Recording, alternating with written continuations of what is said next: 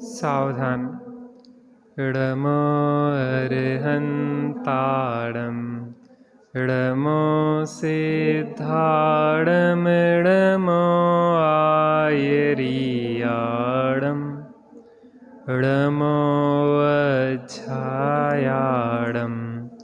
इडमो लोये सबसाहूडम्।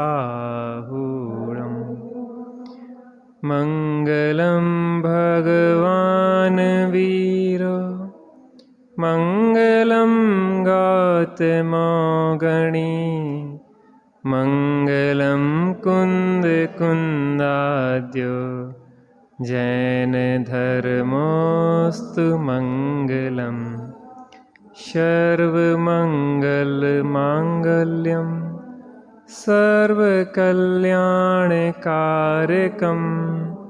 प्रधानं सर्वधर्माणां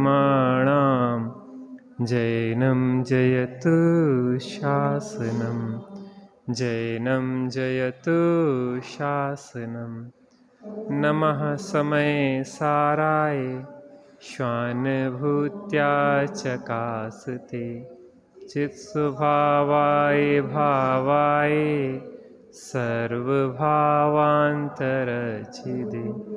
वन्दितु सर्वसिद्धे ध्रुवमचलमणोभवं गतिं पत्ते वोच्छामि समय पाहुड मिडमो सुद केवली वडिदम्। नहीं अप्रमत प्रमत नहीं जो एक ज्ञायक भाव है इस रीति शुद्ध कहाए अरु जो ज्ञात वो तो वो ही है।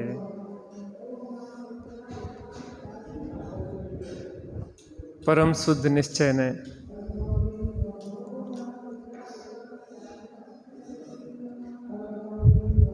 जो हमारा त्रैकालिक स्वभाव है उसको दर्शाने वाला, जिस त्रैकालिक स्वभाव में किसी विकृति का प्रवेश ही नहीं होता, जिस त्रैकालिक स्वभाव में विकृति का प्रवेश नहीं होता तो उसमें विकृति के अभाव करने की भी आवश्यकता नहीं होती। जिस त्रैकालिक ध्रुव ज्ञायक स्वभाव का श्रद्धान ही सम्यक दर्शन है, जिस त्रैकालिक ज्ञायक भाव का ज्ञान ही सम्यक ज्ञान है, जिस त्रैकालिक एक ज्ञायक भाव का में स्थिरता ही सम्यक चारित्र है, जो श्रद्धा का श्रद्धेय है, जो ज्ञान का ज्ञेय है और ध्यान का परम ध्येय है, वह उस भाव की चर्चा चल रही है जो नयाधिराज है। इतनी सारे सब नयों की चर्चा इस नयाधिराज को ही समझने के लिए चल रही है, क्योंकि आत्मा सुखी होना चाहता है और आत्मा को सुखी होना है तो आत्मा को आत्मा का ज्ञान तो होना ही चाहिए। अभी तक अपन ने जो चर्चा की आत्मा की खोज के लिए, समय सार जी उठा लीजिए। अभी तक जो हमने चर्चा की, समय सार जी भाई साहब, हाँ, अभी तक हमने जो चर्चा की कि आत्मा कहाँ मिलेगा, तो ने कहा कि अलोकाकाश में नहीं लोकाकाश में मिलेगा, तीनों लोकों में, मध्यलोक में मिलेगा, जम्बूद्वीप में मिलेगा, भरत क्षेत्र में मिलेगा, आर्यखंड में मिलेगा, और कहाँ मिलेगा? भारत देश में मिलेगा, और कहाँ मिलेगा? भोपाल नगर में, और यहाँ पे समोसरण मंदिर के स्वाध्याय भवन में मिलेगा। उससे आगे बढ़े तो ने कहा आत्मा कहाँ मिलेगा? उन्हें कि शरीर के अंदर मिलेगा। और आगे बढ़े तो उन्हें कहा कहाँ मिलेगा? उन्हें कि जो रागादि भाव जहाँ उत्पन्न होते हैं उसमें मिलेगा। और आगे बढ़े जहाँ मति ज्ञान, श्रुत ज्ञान आदि है ना, जिस ज्ञान की अवस्थाएं, वहाँ मिलेगा। लेकिन यहाँ जो भी अल्प विकसित है, पूर्ण विकसित केवल ज्ञान दशा आत्मा की वास्तव में पूर्ण शुद्ध दशा है, वहाँ मिलेगा। उन्होंने कहा अरे जहाँ ज्ञान है उस ज्ञान की परिपूर्ण विकसित दशा केवल ज्ञान है, ज्ञान जहाँ है वहाँ मिलेगा। और यहाँ कह रहे हैं वास्तव में जब अध्यात्म भाषा में हम देखते हैं तो अशुद्ध द्रव्यार्थिक नय को पर्यायार्थिक नय कह देते हैं। उस शुद्ध द्रव्यार्थिक नय में जहाँ गुण भेद भी दिखाई नहीं देते, जहाँ शुद्धाशुद्ध पर्याय भेद भी दिखाई नहीं देते, क्योंकि केवल ज्ञान भी एक पर्याय है। लेकिन केवल ज्ञान किसको छू के उत्पन्न होता है, वो मूल तत्व कौन है, इसकी चर्चा यहाँ छठवीं गाथा में आई है। जो 8वें नंबर के नए हैं उसकी चर्चा चल रही है, बहुत सुंदर। भावार्थ देख रहे थे पहले, जहाँ तक अपन ने बाँचा है वहाँ तक एक बार फिर से देखते हैं, फिर आगे बढ़ते हैं। अशुद्धता परद्रव्य के संयोग से आती है, उसमें मूल द्रव्य तो अन्य द्रव्य रूप नहीं होता, मात्र परद्रव्य के निमित्त से अवस्था मलिन हो जाती है। द्रव्य दृष्टि से तो द्रव्य जो है वही है, और पर्याय दृष्टि से देखा जाए तो मलिन ही दिखाई देता है। वस्तु में दोनों पक्ष हैं। शुद्ध दशा है संसार अवस्थाएं हमारी, तो शुद्धता भी है और अशुद्धता भी है। तो मात्र एक पक्ष को मानने से क्या होता है, एकांत होता है। उसको तो कांच लगा देना। अब इसमें लेकिन एक बात यह है कि मूल द्रव्य शुद्ध नहीं होता, ये हर्ष की बात है। क्या कहा, अशुद्धता तो हुई, लेकिन अशुद्धता होने पर भी मूल द्रव्य शुद्ध नहीं हुआ। बात समझ में आती कि नहीं आती? कपड़ा मैला हुआ है, कपड़ा साफ हुआ है, लेकिन कपड़े का स्वभाव मैला नहीं होता। दृष्टांत पे चर्चा काफी हुई है। क्या कहा, कपड़ा मैला हुआ है, कपड़ा साफ होगा अवस्था में, लेकिन कपड़े का स्वभाव ना मैला हुआ है ना उसको साफ करने की जरूरत है। जो एक ज्ञायक भाव है, अवस्था में मलिनता है, अवस्था में शुद्धता है, लेकिन ज्ञायक भाव मलिन नहीं हुआ तो शुद्ध करने की जरूरत भी नहीं है। मुदित होने वाली बात है, आनंदित होने वाली बात है। द्रव्य दृष्टि से तो द्रव्य जो है वही है, पर्याय अवस्था दृष्टि से देखा जाए तो मलिन ही दिखाई देता है। इसलिए आत्मा का स्वभाव ज्ञायकत्व मात्र है। क्या स्वभाव है, ज्ञायकत्व। जो एक ज्ञायक भाव है वो ना प्रमत्त है ना अप्रमत्त है। उसकी अवस्था पुद्गल कर्म के निमित्त से राग आदि रूप मलिन है, वह पर्याय है। क्या है वो पर्याय है। पर्याय दृष्टि से देखा जाए तो वह मलिन ही है। ये कपड़ा कैसा है अभी अवस्था की दृष्टि से, मलिन है। एक शब्द और लगाया, मलिन ही है। हम संसार दशा में अभी अशुद्ध ही हैं, मोहराग देश सहित ही हैं, दुखी ही हैं। और द्रव्य दृष्टि से देखा जाए तो ज्ञायकत्व ही है, यह कहीं जड़त्व तो नहीं हुआ। वाह,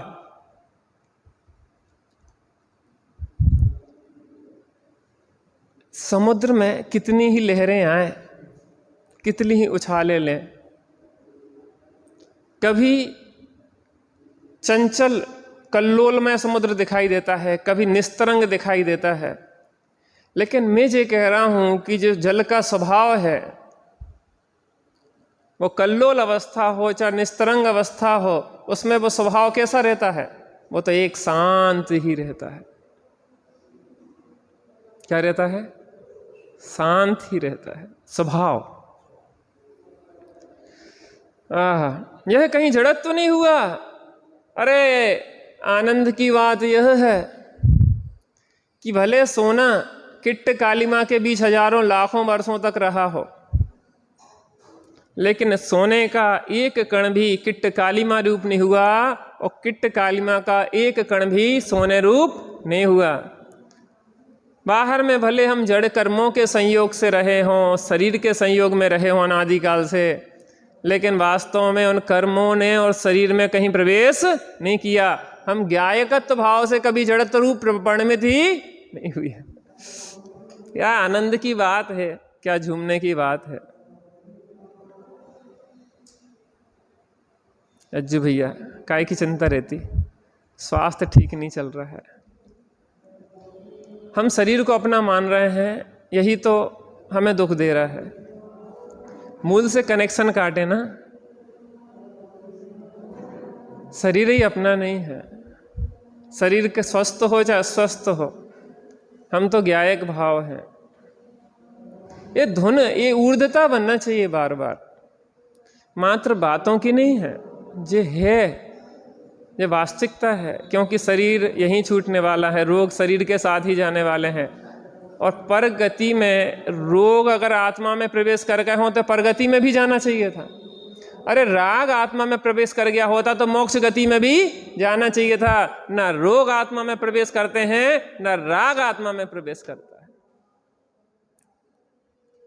विश्वास लाने की जरूरत है। इसी क्षण सुखी हो सकते हैं अगर आत्मा को देखें, और शरीर को देखें तो इसी क्षण दुखी हैं हम। हा। यहां द्रव्य दृष्टि को प्रधान करके कहा है। किस दृष्टि को प्रधान किया है? द्रव्य दृष्टि से। लोक में कहते हैं भैया सकारात्मक सोचो, सकारात्मक सोचो। आपके जीवन में कुछ ब्लैक और वाइट, ब्लैक एंड वाइट जीवन है। आप ब्लैक की तरफ से क्यों देखते हो? आपके जो श्वेत पक्ष हैं आपके जीवन के, जो पॉजिटिव बातें हैं, उस तरफ से क्यों नहीं सोचते? मैं जो पूछ रहा हूं, आपके शरीर में हजारों लाखों अंग हैं, जो बहुत सारे ऑर्गन्स हैं, बहुत सारी चीजें हैं, एक एक चीजें सूक्ष्मता से देखे बहुत सारी चीजें, मांसपेशियां, सब कुछ बहुत लंबा। इतनी सी एक अंग में एक थोड़ा सा डिफेक्ट आ गया, आप उस अंग को इतना ऊर्ध्व कर देते कि उसके कारण परेशान होते रहते। क्या कह रहे हैं? एक अंग में थोड़ा सा डिफेक्ट कोई आई प्रॉब्लम, आप उसको सर्वांग में क्यों फैला रहे हैं? उतनी समस्या को उतना ही रहने दो ना, अगर रहने देना है तो। और वैसे तो स्वभाव दृष्टि में देखा जाए तो कुछ प्रवेश होते ही नहीं है, आत्मा में तो कोई प्रवेश है नहीं। सकारात्मक सोचो। द्रव्य दृष्टि में सब बाहर की चीजें क्या है? गौण है। जो प्रमत्त अप्रमत्त के भेद हैं वे परद्रव्य की संयोग जनित अवस्था है। ध्यान से सुनना।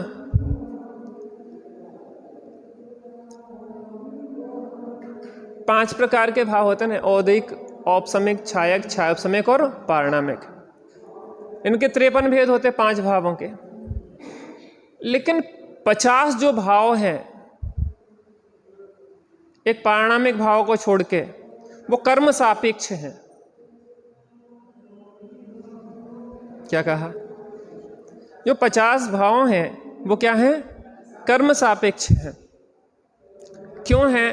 क्योंकि उनमें उदय, उपशम, क्षय और क्षयोपशम की आवश्यकता होती है। अरे केवल ज्ञान भी पर्याय है, लेकिन कर्म सापेक्ष है। क्या कर्म की सापेक्षता है? कर्म के अभाव की सापेक्षता है। क्षयिक भाव कर्म के क्षय की अपेक्षा है, उसमें भी तो अपेक्षा लग गई। लेकिन जो ज्ञायक भाव है, परम पारणामिक भाव रूप जीवत्व भाव है, वो निरपेक्ष है। कैसा है? वो निरपेक्ष है। यह शुद्धता द्रव्य दृष्टि में गौण है, व्यवहार है, अभूतार्थ है, असत्यार्थ है, उपचार है। आप अपने बच्चे के साथ, छोटा बच्चा था 8-10 साल का, आप उसके साथ मंदिर आ रहे थे। छोटा बच्चा तो यहाँ किसी का होगा नहीं। 8-10 साल के बच्चे के साथ मंदिर आ रहे थे। मंदिर आते में उसको बहुत सारी चीज़ें दिखी अगल बगल में। मम्मी जी क्या है? रक्षाबंधन का समय चल रहा है, तो खेल खिलौने लटके थे तमाम प्रकार के। मम्मी जी क्या है? मम्मी वो क्या है? मम्मी वो क्या है? कुछ नहीं है। आपने क्या बोला? बच्चे को सब कुछ दिख रहा है और आपको कुछ भी नहीं दिख रहा। क्या कहा भाई साहब?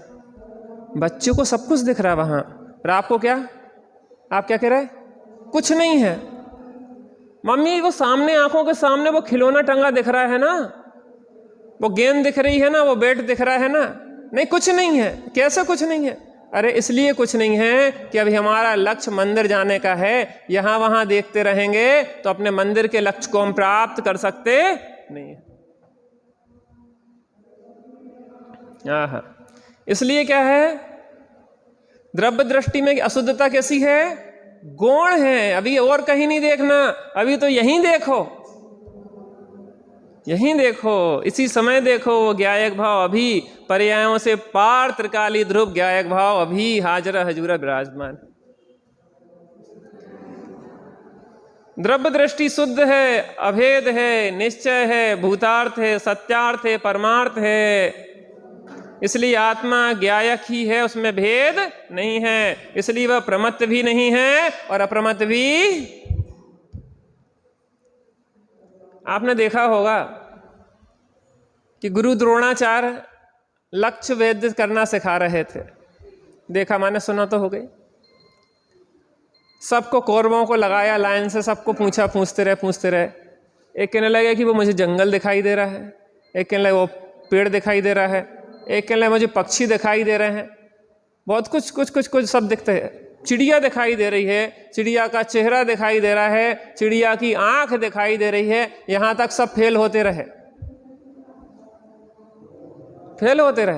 अंत में अर्जुन की बारी आई और अर्जुन ने कहा कि गुरुजी मुझे तो वो काली जो रेटिना है, बीच का बिंदु जो है, टारगेट, मुझे उसके सिवा कुछ भी नहीं दिखाई दे रहा है। सब लड़ने लगे कि गुरुजी कैसी बात कर रहे हो भेदभाव की, क्या जंगल नहीं है, क्या पेड़ नहीं है, क्या पक्षी नहीं है, क्या पक्षी के चेहरा नहीं है, क्या उसकी आंख नहीं है? तो गुरुजी ने कहा नहीं है, दृष्टि के विषय में ये कुछ भी नहीं है।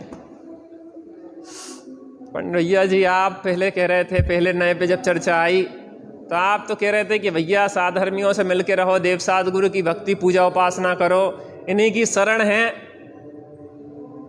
तू ही तो है तारण हारा रे, तू ही तारेगा। अब तो आप सबको बिल्कुल एक तरफ से अलग करते जा रहे हैं भाई साहब। अब जब अंतिम बिंदु पे पहुंच गए हैं आप, अंतिम बिंदु पे जहां आप पहुंच गए हैं, अब आपको कोई डिस्टरबेंस नहीं चाहिए। दूध की अंतिम दशा चल रही हो, उफान लेना शुरू हुआ उसने, वह अंतिम दशा चल रही हो, आपसे कोई कहे कि अब थोड़ा बेटा वो काम कर देना, इसको भी देख लेना, उसको भी देख लेना, इधर भी देख लेना, उधर भी देख लेना। वो कहा कि मम्मी जी बस 1 मिनट रुक जाओ, अभी अगर यहां से नजर मैंने हटाई तो समझ लो कि दूध गया। अब जब अंतिम स्थिति है, रामचंद्र जी अंतिम में जाके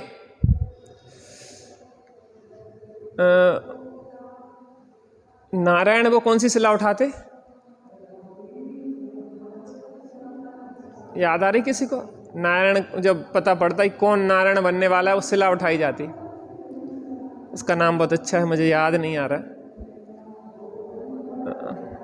उस पे जाके बैठ गए, इतना सा बताना मुझे, तो उसका नाम याद नहीं आ रहा, मैं बताऊंगा कभी। रामचंद्र जी जाके उस पे बैठे, ध्यान के अंतिम, अब वो अंतिम टॉप पे पहुंचने जा रहे थे, मोक्ष जाने के लिए, बस केवल ज्ञान के लिए अंतिम बिंदु था। छपक श्रेणी पे आरूढ़ होने वाले थे, बस छपक श्रेणी पे आरूढ़ होने वाले थे। सीता का जीव प्रतीन्द्र 16वें स्वर्ग में था। उसको एक विकल्प आया कि रामचंद्र जी अपना बहुत संयोग रहा है, सुख दुख अपन ने साथ में भोगे हैं, दुख अपन ने साथ में भोगे हैं, सब कुछ देखा है, अब मोक्ष भी साथ में ही चलेंगे अपन। क्या कहा?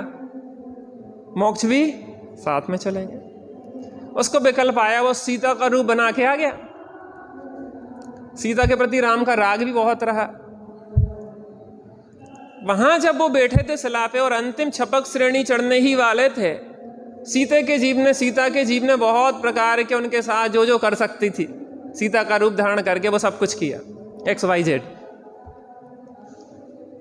लेकिन रामचंद्र जी तो विकल्प ही नहीं आया, उपयोग बाहर ही नहीं आया। अरे जहां देवसाद गुरु का विकल्प ही बाधक है, वहां विषयों के विकल्प की क्या कहना। मैं ज्ञायक भाव हूं, ये विकल्प भी मोक्ष में बाधक है। क्या कहा अशोक चाचा जी, क्या कहा?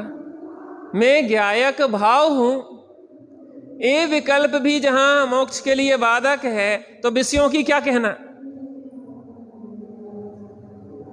जे जे जहां साधक है, तेई तहां बाधक है, बाकी राग द्वेष की कथा की कौन बात है।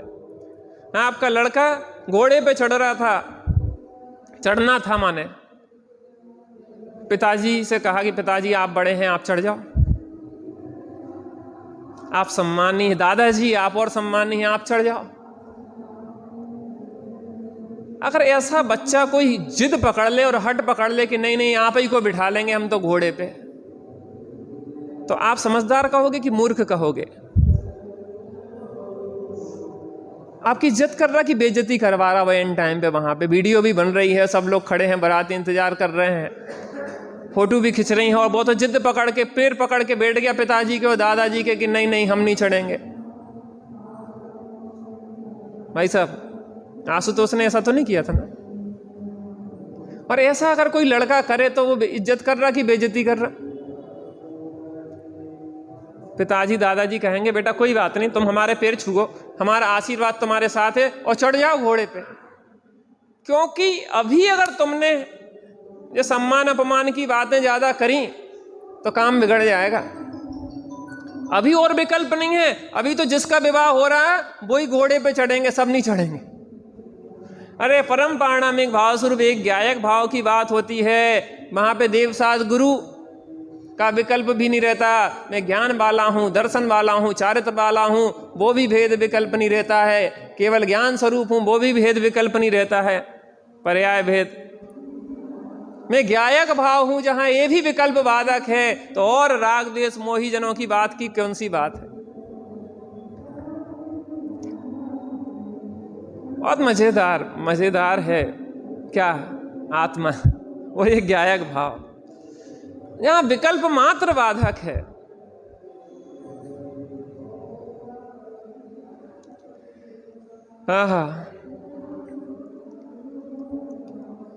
जो प्रमत्त अप्रमत्त के भेद हैं वह परद्रव्य की संयोग जनित पर्याय हैं। यह अशुद्धता द्रव्य दृष्टि में कैसी है? गौण है, व्यवहार है, अभूतार्थ है, असत्यार्थ है, उपचार है। द्रव्य दृष्टि शुद्ध है, अभेद है, निश्चय है, भूतार्थ है, सत्यार्थ है, परमार्थ है। इसलिए आत्मा ज्ञायक ही है, उसमें भेद नहीं है, ना गुण भेद है ना पर्याय भेद है।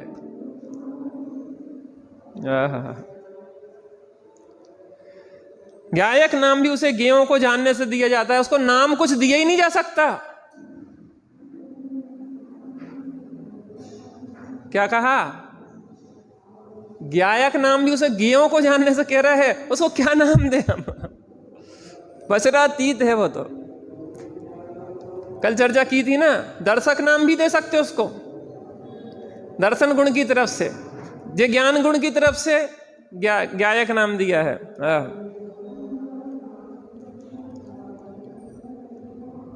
ज्ञायक नाम भी उसे ज्ञेयों को जानने से दिया जाता है, क्योंकि ज्ञेय का प्रतिबिंब जब झलकता है तब ज्ञान में वैसा ही अनुभव होता है, तथापि उसे ज्ञेयकृत अशुद्धता नहीं होती। कल चर्चा काफी हुई थी, स्वानुभव कैसे करें इस बिंदु से। देखो गजब बात है। आज कुछ नए लोग हैं, एक बार फिर से करते हैं वो गजब बात। अनुभव कैसे करें आखिर हम, आत्मा की अनुभूति कैसे करें, एक ज्ञायक भाव को कैसे पकड़ें। यहां ध्यान से देखिए, क्योंकि ज्ञेय का प्रतिबिंब जब झलकता है तब ज्ञान में वैसा ही अनुभव होता है, तथापि, आगे पढ़ना, तथापि, जोर से बोलो, क्योंकि जैसा ज्ञेय ज्ञान में भाषित हुआ है वैसा ज्ञायक का ही अनुभव करने पर ज्ञायक ही है। क्या है? क्या है? ज्ञायक ही है। जो रूमाल आपने जाना, ज्ञान में जाना। अरे नए चक्र की चर्चा भी भव चक्र से निकालने के लिए है। अगर नए चक्र की चर्चा करके आत्मानुभूति तक नहीं पहुंचे तो यह भी वास्तव में अहंकार का विषय बन जाएगा। ये हम तो नयों को जानते हैं, इस नए से आत्मा ऐसा है, उस नए से आत्मा ऐसा है, उस नए से आत्मा ऐसा है, हम तो सब जानते हैं। तो आप अहंकार दूसरे पर रोब झाड़ोगे? तुम जानते कि नहीं जानते? हम तो जानते हैं। श्रीवत जी ने कहा है ये बहुत बड़ी बाधा उत्पन्न हो जाती है। आत्मानुभूति तक पहुंचना है नए ज्ञान से। ये ज्ञान, ये रूमाल है, रूमाल है। ये रूमाल एक है कि अनेक है? हाँ? बोलो बहन जी। एक भी अनेक भी। अभी दूसरे दृष्टिकोण। अब देखना, नयो आपको दृष्टिकोण समझना पड़ेगा। मैं अभी किस दृष्टि से कह रहा, मैं आपको स्पष्ट कर रहा। एक है, एक ही है। अभी तो एक दृष्टि, एक मानो एक है, लेकिन किसी दृष्टिकोण से अनेक ऐसे हैं कि आपके ज्ञान में भी एक रूमाल बन रहा है। तो जो ये रूमाल है वो आपके ज्ञान में गया, आपका ज्ञान रूमाल में आया, तो फिर एक प्रोसेस तो हुई है। वो प्रोसेस ऐसी हुई है कि आपके ज्ञान ने एक रूमाल का आकार बनाया। किसने बनाया? उस ज्ञान के रूमाल में सूत कॉटन मिलेगा कि नहीं मिलेगा?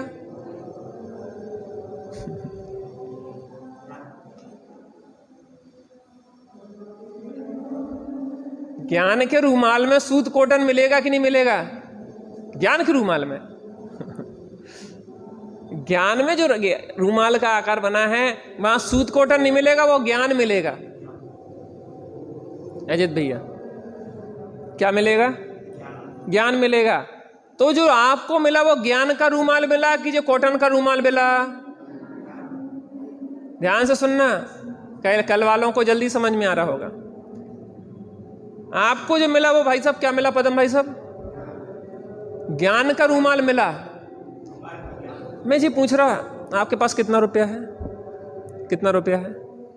रुपया कितना है आपके पास? सोना चांदी जेवर, चलो काउंटिंग नहीं करी, चलो 10 करोड़ रुपया है मान लो, ठीक है ना? 10 करोड़ रुपया है। आपको 10 करोड़ रुपया मिले कि 10 करोड़ रुपया का आकार मिला? तिजोरी खोली 10 करोड़, तो 10 करोड़ रुपया तो तिजोरी में रखे, और आपको क्या मिला? 10 करोड़ का आकार। आकार मिला ना, रुपयों का आकार ज्ञान में छपा, 10 करोड़ रुपया। अब दूसरा पॉइंट, आपको स्त्री मिली कि स्त्री का आकार मिला? हाँ। आपको मकान मिला कि मकान का आकार मिला? ध्यान से सुनना, बहुत काम की बात। आपको गाड़ी मिली कि गाड़ी का आकार मिला? आपको क्या मिला? आपको क्या मिला? आप काय का अहंकार कर रहे हैं? हम काय का अहंकार कर रहे हैं? हमारे पास इतना रुपया, तुम्हारे पास काय का रुपया? रुपया रुपया में है, तुम में हो, और तुम्हारे में एक ज्ञान में इमेज ही बन गई ना, नोटों के बंडल की एक इमेज बन गई। तो आपको तो ज्ञान रुपये का आकार मिला कि रुपया मिला? रजनी बहन जी, रुपये का आकार मिला ना, सोने का आकार मिला ना। सोना कितना है यहाँ? सोने वाले नहीं दिख रहे देवेंद्र भाई साहब। सोना, भज्जू भाई के पास भी बहुत सोना है। तो जिसके पास बहुत सोना है, सोना बहुत हो चाहे कम हो, हाँ जी भाभी तो हैं जो सोने वाली हैं, आपको सोना मिला तो सोना मिला कि सोने का आकार मिला? अहंकार काय पे कर रहे हो? मेरे पास इतना सोना, तुम्हारे पास काय को सोना? तुम्हें आत्मा में घुस गया सोना का। मेरे पास 50 लाख की गाड़ी, अरे गाड़ी कहां से? गाड़ी मिली कि गाड़ी का आकार मिला? फिर अहंकार तुम काय खिलाने कर रहे? मेरी पत्नी इतनी खूबसूरत, पत्नी मिली कि आकार मिला? मेरा शरीर इतना अच्छा, अरे शरीर मिला कि आकार मिला? भाई साहब तो मिला क्या ज्ञान को? ज्ञान को जो आकार कह रहे हैं ना, वो ज्ञानाकार है, और ज्ञानाकार है कि ज्ञान है? नहीं समझ में आया? कैसे अनुभव करें आत्मा का? जय विधि की चर्चा हो रही है, एक ज्ञायक भाव को कैसे पकड़े? ध्यान से सुनना, वो रुपए मिले कि रुपए का आकार मिला? रुपए का आकार मिला कि वो ज्ञान ही रुपयाकार रूप से होगा? रुपयाकार ज्ञान में रुपया है कि ज्ञान है? चाचा क्या कह रहे? रुपयाकार ज्ञान में रुपया है कि ज्ञान है? मेरी ज्ञान तरंगों में बस ज्ञान ही ज्ञान भरा। कौन भरा भाई साहब?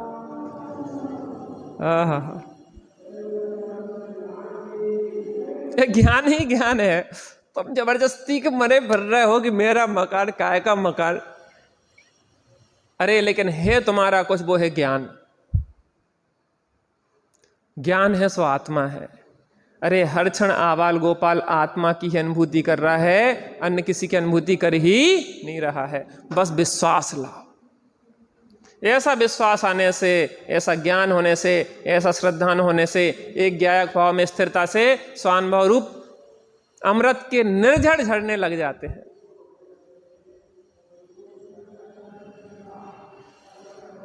विधि समझ में आई आत्मानुभव की? ज्ञेयाकार ज्ञान में बस ज्ञान ही है, और ज्ञान है सो आत्मा है, आत्मा है सो वो मैं हूं, और आत्मा आत्मा की अनुभूति कर रहा है। बस भ्रम है कि हम पर को जब अनुभूति कर रहे हैं। आत्मा में क्या आता है, ज्ञान में क्या आता है? ज्ञान में तो ज्ञान ही रहता है।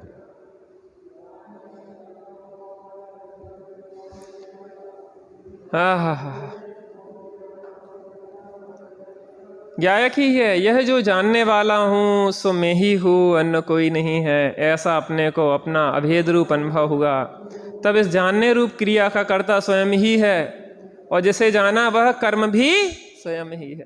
स्वयं ही करता है, स्वयं ही कर्म है, स्वयं ही उपादान है, स्वयं ही अधिकरण है, स्वयं ही सब कुछ है। षटकारक स्वयं है अपने में।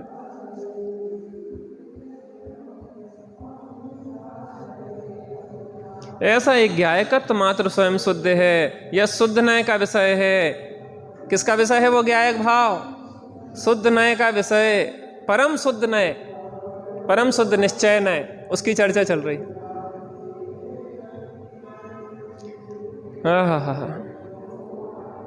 अन्य जो पर संयोग जनित भेद हैं वे सब भेद रूप अशुद्ध द्रव्यार्थिक नय के विषय हैं।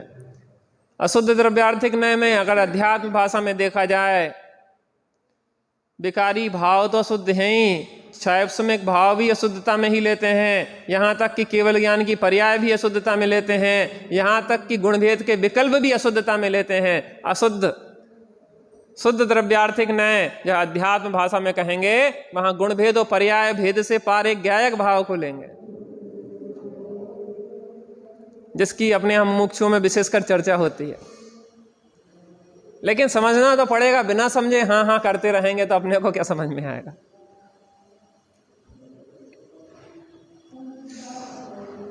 ऐसा एक ज्ञायकत्व मात्र स्वयं शुद्ध है, यह शुद्ध नय का विषय है। अन्य जो पर संयोग जनित भेद हैं वे सब भेद रूप अशुद्ध द्रव्यार्थिक नय के विषय हैं। अशुद्ध द्रव्यार्थिक नय भी शुद्ध द्रव्य की दृष्टि में पर्यायार्थिक है, इसलिए व्यवहार ही है, ऐसा आशय समझना चाहिए। अशुद्ध द्रव्यार्थिक नय, निश्चय नय के तीन भेद भी व्यवहार में चले जाते हैं, अपेक्षा प्रयोजन परक। अशुद्ध निश्चय नय, एक देश शुद्ध निश्चय नय, यहाँ तक कि शुद्ध निश्चय नय को भी व्यवहार के देते हैं। कहाँ क्या कथन है इसको भी समझना पड़ेगा। एक ज्ञायक भाव ही शिरोमणि है, बाकी सब इसके सामने गौण हो जाते हैं, जो सबका निषेध करते हुए उदित होता है। किनका? सबका निषेध करता हुआ। यहाँ यह भी जानना चाहिए कि जिनमत का कथन स्यादवाद रूप है। अब देखो यहाँ पे जयचंद जी छाबड़ा बहुत अच्छे से समझा रहे, भ्रम में नहीं आ जाना, क्योंकि अनेकांत है यहाँ पे।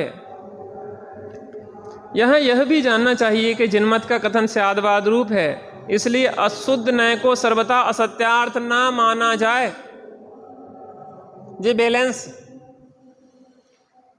चूंकि अभी तो हमने सबको क्या कर दिया था, गौण कर दिया था। अभी एक ही की महिमा करे जा रहे थे, कुछ नहीं है, कुछ नहीं है, कुछ नहीं है। लेकिन द्रोणाचार्य कह रहे तुम लोग भी ठीक हो किसी अपेक्षा से। जंगल भी है, वृक्ष भी है, पक्षी भी है, सब कुछ है, मुझे स्वीकार है, लेकिन लक्ष्य भेद करने के समय अन्य कुछ भी स्वीकार करने योग्य नहीं। इसलिए अशुद्ध नय को सर्वथा असत्यार्थ न माना जाए, क्योंकि स्याद बात प्रमाण से शुद्धता अशुद्धता दोनों वस्तु के धर्म हैं। प्रमाण दृष्टि से देखते हैं तो कैसा है? आत्मा शुद्धा शुद्ध। क्या कहा? अपन ने चर्चा की थी ना द्रव्यार्थिक चक्षु और पर्यायार्थिक चक्षु की। द्रव्यार्थिक चक्षु से देखते हैं तो सब जीव हैं, और पर्यायार्थिक चक्षु से देखते हैं तो मनुष्य त्रियंश देव नारकी है, और प्रमाण चक्षु से देखते हैं उभय चक्षु से तो मनुष्य जीव, त्रियंश जीव, देव जीव और नारकी जीव सब दिखाई देता है। स्वभाव भी दिखाई देता है और अवस्था भी दिखाई देती है, क्योंकि स्याद्बात प्रमाण से शुद्धता अशुद्धता दोनों वस्तु के धर्म हैं, और वस्तु धर्म वस्तु का सत्व है। सत्व माने उसका अस्तित्व में है, वो वस्तु धर्म सत्ता में है। अंतर मात्र इतना ही है, अशुद्धता परद्रव्य के संयोग से होती है। कैसे होती है? अपन ने एक स्फटिक मणि की प्रतिमा का दृष्टांत लिया था। स्फटिक मणि की प्रतिमा में आपने लाल लाइट लगा फेंकी, फोकस दिया तो लाल दिखाई दे रही है, नीली दी तो नीली, गुलाबी दी तो गुलाबी, हरी दी तो हरी। तो अभी कैसी है प्रतिमा?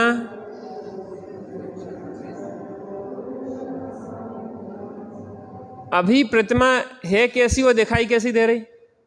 दिखाई लाल नीली पीली दिखाई दे रही है, लेकिन है कैसी? स्वच्छ।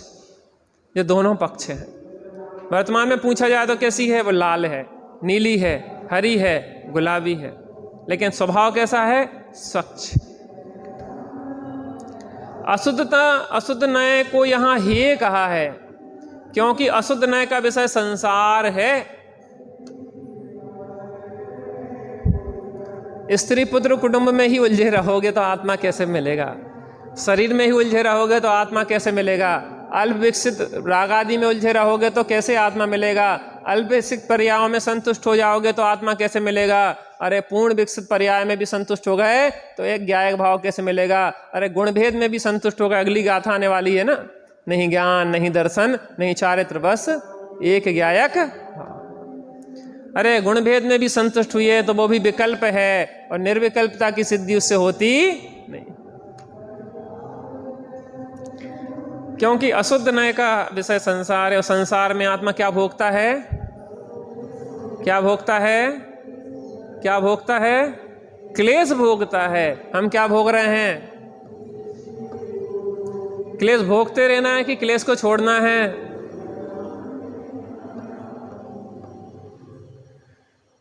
इस प्रकार दुख मिटाने के लिए शुद्ध नय का उपदेश प्रधान है।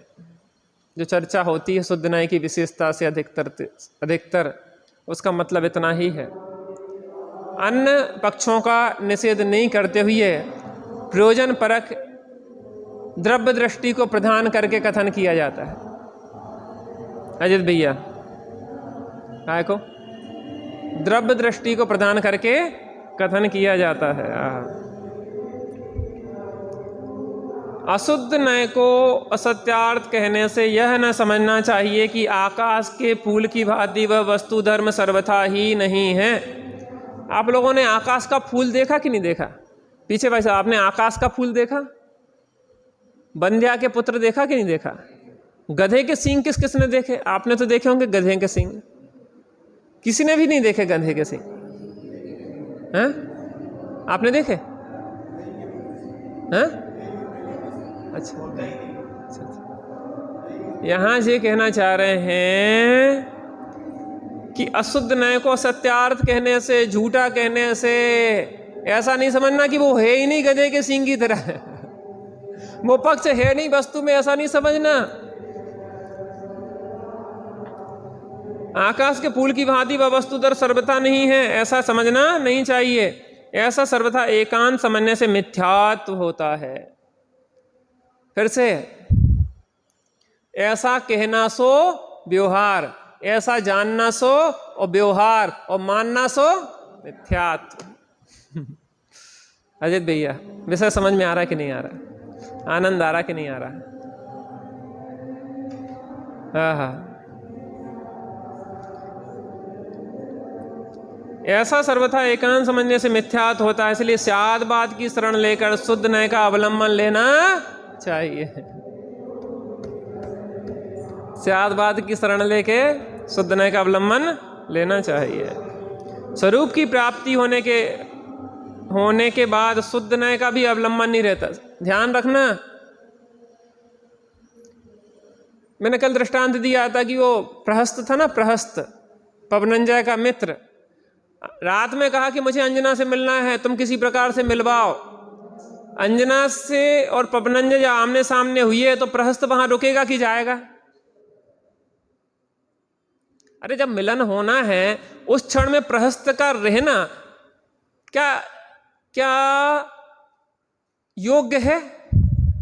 अरे शुद्ध नय ने, परम शुद्ध निश्चय नय ने भी जो प्रतिपाद्य किया है ज्ञायक भाव, जहां ज्ञायक भाव से अपने उपयोग का उपयोगवान से मिलन होना है, वो विकल्प भी परम शुद्ध निश्चय नय का रहेगा कि जाएगा? अंत में वो स्वरूप तक पहुंचा के वो भी विलय को प्राप्त हो जाता है। इसी में उसकी शिष्टता है, नहीं तो अशिष्टता है। शुद्ध नय का भी अवलंबन नहीं रहता, जो वस्तु स्वरूप है वह है, यह प्रमाण दृष्टि है, जो ज्ञात वह तो वही है। इसका फल वीतरागता है, इस प्रकार निश्चय करना योग्य है। यहाँ ज्ञायक भाव प्रमत अप्रमत नहीं है ऐसा कहा।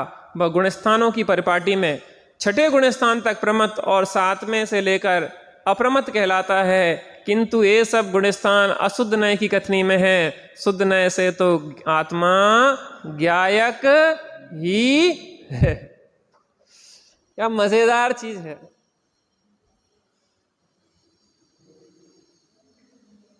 देखो गुणस्थान किसे कहते हैं? मोह जोग भवा गुण ठाणा। मोह और योगों के सद्भाव और अभाव से गुणस्थान बनते हैं। कैसे बनते हैं? मोह और योग के सद्भाव और अभाव से गुणस्थान बनते हैं। मेरे पास बहुत अच्छी पीपीटी है प्रोजेक्टर पे समझाने के लिए। एक एक गुणस्थान की गहराई से, सूक्ष्मता से विवेचन है उसमें। पहले गुणस्थान में कहाँ से गति आगति, कहाँ जाता कहाँ था, पूरा एक एक के बहुत सारे। दूसरा गुणस्थान, तीसरा, चौथा, पांचवा, 14 गुणस्थानों की एक एक के विषय में बहुत ऐसी है कि एक एक गुणस्थान का 10-10, 15-15 दिन विवेचन चले।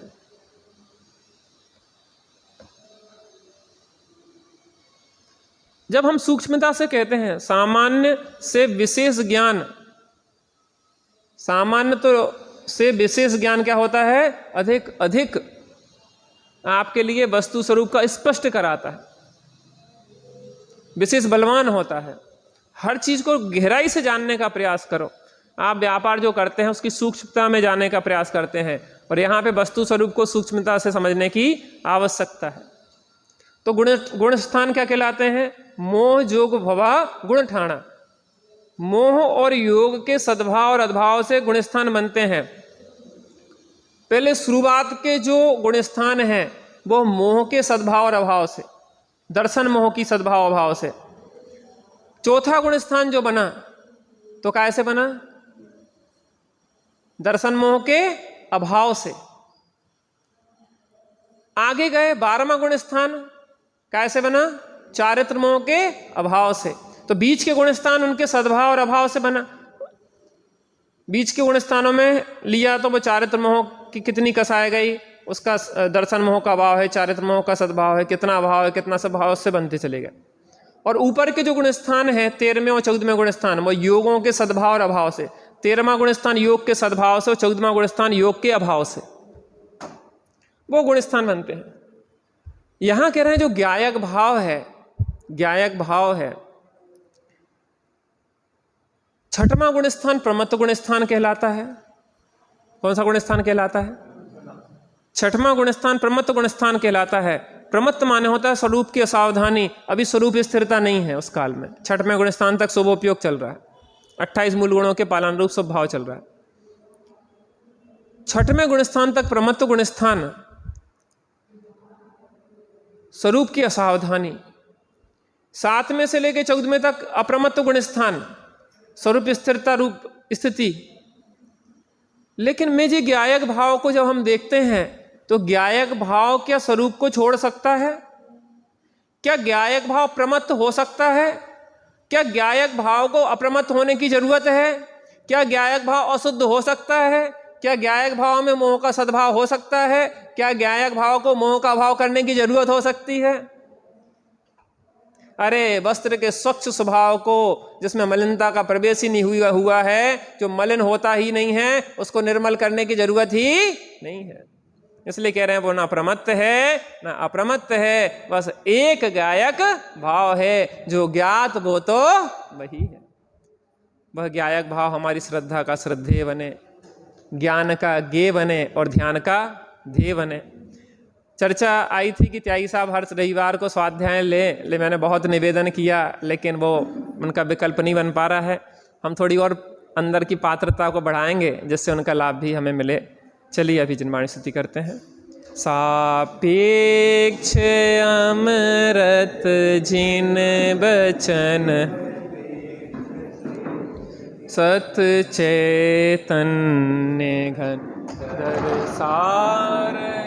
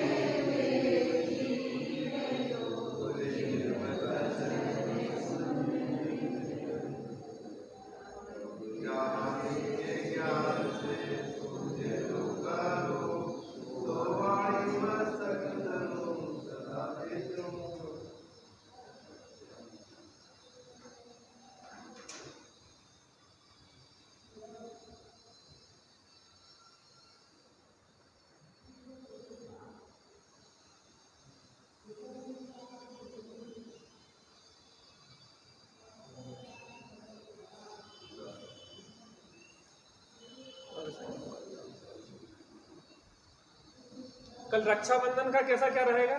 स्वाध्याय यथावत ऐसे चलेगा?